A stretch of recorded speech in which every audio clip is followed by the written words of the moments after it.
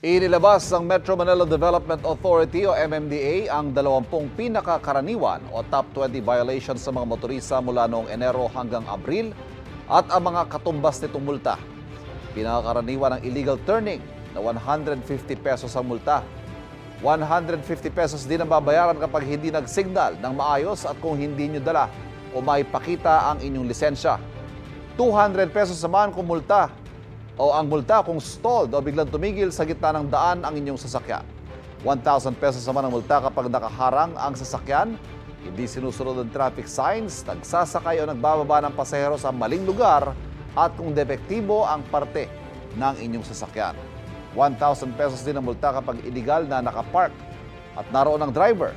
Doble yan kung unattended o wala ang driver. Hahatakin din ang sasakyang illegal na nakaparada. May bayad ding 80 pesos kada araw na nasa impound lot ang inyong sasakyan. Marami rin nahuhuling motorista na nakatsinelas. 100 pesos po ang multa niyan.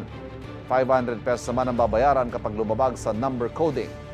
Sa mga PUV gaya ng jeep at bus, may multa ring 100 pesos kapag hindi nakasuot ng tamang damit o uniform. Ang mga tricycle driver na mahuhuling dumaraan sa malalaking kalsada, pagmumultahin ng 500 pesos. May 2,000 pesos sa multa sa mga truck na lumalabas sa truck lane.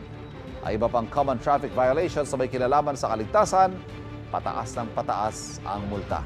Ang hindi pagsusot ng crash helmet hanggang 5,000 pesos ang multa. Ang hindi pagsusot ng seatbelt hanggang 5,000 pesos din ang multa at 1 linggong suspendido ang inyong lisensya. 1,000 hanggang 2,000 pesos naman ang multa sa reckless driving. Required na ring mag-seminar simula sa ikalawang paglabag. 500 hanggang 1,000 pesos naman ang paglabag sa dress code para sa motorcycle riders tulad ng pagsusuot ng shorts, sando at tsinelas habang bumibiyahe.